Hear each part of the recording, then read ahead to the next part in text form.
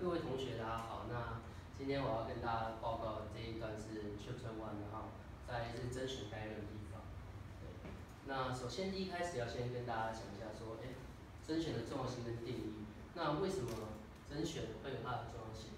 那首先要先问第一个问题：甄选对一个组织而言，它是否是一个必要的事情？那答案叫 yes。我们甄选是对组织绝对必要的事情。我们只有甄选是需要做到两件事情。第一件事情，我们要找到有能力完成工作的员工。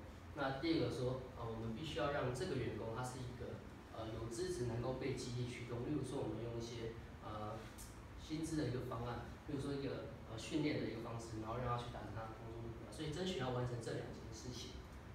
好，那甄选是什么呢？甄选是一个通过系统化的一个程序，然后要你去找到你那个对的那个人。它可能会有很多的阶段，它每个阶段有它的设计，然后慢慢的找到你要的那一个人，这就是我们的甄选。对。好，那因为书中有特别提到说，我们在甄选的时候有些使用时机上不同。那这边有讲到说，可能关于是 initial 的 job 还有那个 promotion， 那这两个有什么不一样呢？对，首先我们先讲那个新人的甄选。好，那首先这个甄选通常会发生在就是我们要找组织外的人进来，这是第一个特点。那第二个说，通常这些组织外的人进来，我们都他的资料都不会太齐全，这是这一种关于新人甄选。那第二种是关于内部的升迁。那反之而言，那这些人都会出现在组织的一个内部，对，他会在组织内找到这个人。那也就是因此呢，他在资料上的一个准备上是一个相当完备的。例如说，我们要升迁一个人，那我们可能从他在组织里面以前填过这些资料、一些新闻，所以相对而言，这个资料会是比较完备的。那这两个再简单分起来是组织外资料不齐全，组织内资料齐全。那这些到底有什么决定性不同？那重点就是这个或不同，那它会有一个不同的对应。我们要讲的是下一章，对。依据不同的需求，透过系统化的程序做最佳选择的一个决策，找到最适合的一个人。我们会根据他的需求不同，可能是工作，可能是来源的人，那我们会有一些设定好的一些系统的程序。那接着我们要做出最佳决策，找出适合的人。这是第一段的小节。那第二段小节我们要分享的是甄选与 HRM 的关系。首先我们要先说明 HRM。那在企业里面，我们自然会都会接触到财务、人这三个面向。那所谓的 HRM 当然是关于人。假设说，企业的目标是增加50%这个业务营收，那 HRM 就要在人的这一方面去想办法达成说，我们要怎么达成这样的营收？我们可能要分析说，他到底需要多少的多少的人？那以现在的训练的一个模式的话，我们可能会不会有什么落差能不能达到？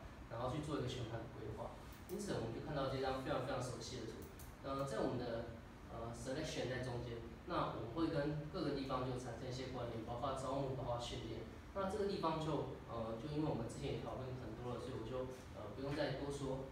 对，好，那简单来讲说 ，HRM 甄选对于 HRM 来说是非常重要的一件事情，因为它是一切的基础。你要有人进来，那他如果你的你的甄选做得不好的话，你的训练成本就会变高。它在各个层面都有很重要的影响，那是一切的基础。那第三个是关于甄选计划的一个发展。那甄选计划的发展呢？下一章谢谢。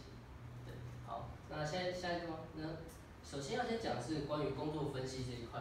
工作分析是所有发展的所有的基础。对，好，不好意思，上一章。对，不好意思。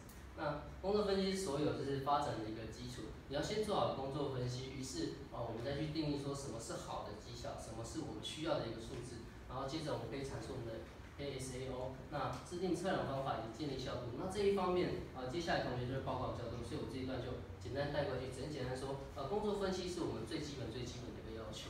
对，那想要讲的小节3是说，甄选计划设计的过程是有非常严谨的一个基础，包括各位同学给他报告的信度、效度各个理论的一个使用。那它是一个专业，那也就是我们为什么在这边做这个课堂上的一个学习。好，接下来是第4点。那第4点就是关于甄选的一些挑战。在甄选上，我们会有一些需要面临的一些挑战问题。那第一个就是关于资讯的极限。那第二个叫做测量行为测量的结果是否反映行为。第三类是可能有些其他变相。那我从第一类开始跟大家继续的说明。那第一个就是讯息的极限。简单来讲说，我们要找一个人，我会希望说知道他越来越多越好的，越多的资料是越好的。但是我们很难去真正的去把一个人全部的资料给收集齐全，这可能有一些限制。那第二种测量行为是否反映测量的结果是否反映他的行为。那包括说待会各位同学会介绍到的，我们会选用什么样的一个理论，信效度到底是如何？那这个理论这个数字它后面到底会反映说我们的这个我们想要测量的一个行为数值是不是合理的？那这会是我们第二个要挑战的事情。那接着是第三个，有时候甄选好像对于就是工作绩效是没有那么显著的帮助。那其实很多时候可能我们要考虑一下第三面向，即使前两个我们都做得非常完备，我们在甄选这边做到尽善尽美，但在其他面向，例如 training 这一部分，人进到组织之后，他又要进行一个重新适应组织、学习新的环境的一个这样子一个过程。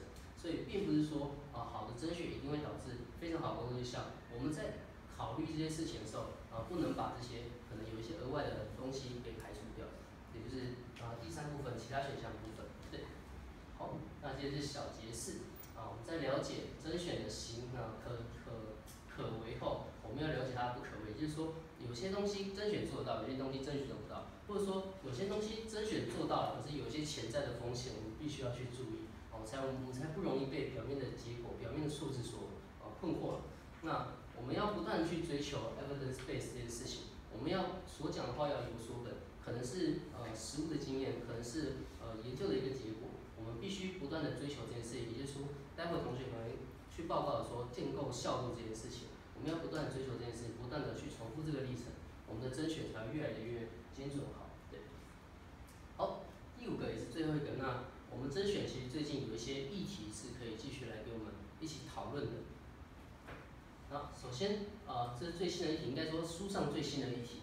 那我先报告前2个。那第一个是team base 的那个模型的一个建立。那主要是因为说这本书上解说，我们很多的甄选是停留在过去的一个工作的一个形态跟经验，很多过去的工作是一个个人就可以独立完成的工作，因此它很多的一个设计能力的一个选择，都会是停在那个就是个人的层级上面。可是我们现在越来越多就是要跨组、跨区甚至跨国的一个合作，因此在 team base 的这一件事情上，它是不是有些能力必须要被我们多加探讨的？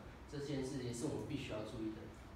好，那第2件事是组织的大小。很多人会认为说，在一些组织，例如说中小企业，它其实并不会太注重人资系，因为像是台湾这样的环境。但书上其实会告诉我们说，其实不用这么悲观，其实我们还是有一些可以努力的空间的。那接下来我就用简单再做一个小结。好，那小结是综合就是第5节刚才讲的，我们时间会向前行，工作会有其的一个演化。那甄选会有它的专业还有方法，我们必须要不断的与时并进。那它有以下4点可以给我们做一个参考。第1点是现在的知识是为发展之母，也就是说我们要踏在巨人的肩膀上往前去踏，提醒我们要关注一下前人的一个结果跟过程，那我们再往上发展。那第2个，善用现有的工具，这一点主要可能是针对前面那个说我们 team base 还没有建立起来，那我们可不可以先用个人层级的东西来做一个参考呢？事实上是可以的，因为人还是有他的一个可以共同去使用的地方。也就是说前2点其实蛮相信说，我们必须要不断去了解说现有的知识它的发展到什么地方，当然我们同时也去探索它的限制在什么地方。那接着第3点是接着同学可能会特别去报告讨论的，我们要汲取研究、统计、测量的一个原则，我们要根据科学系统化的一个验证，去让我们更了解、更接近说，怎么样才是探出到了这个甄选的一个本质。第4个是开始简单提醒我们说，我们在做的所有的甄选的活动或者一些设计，我们一定要就是符合法律、符合道德，就是我们不应该去做一些违反人权的事情。对，那最后的最后，我要跟大家分享就是总结。对，好，就今天这句话，没有拆不散的情侣，只有不努力的小三。为什么会讲这句话？其实是这样子的。那很多人会认为说，人资在一个企业常常会是一个很容易就是被冷落，因为它是一个 back office 的一个组织单位。那可是想讲的是说，应该说没有就是不被说服的企业。那某种程度上，我们的人资要靠自己的努力去赢得自己的尊重。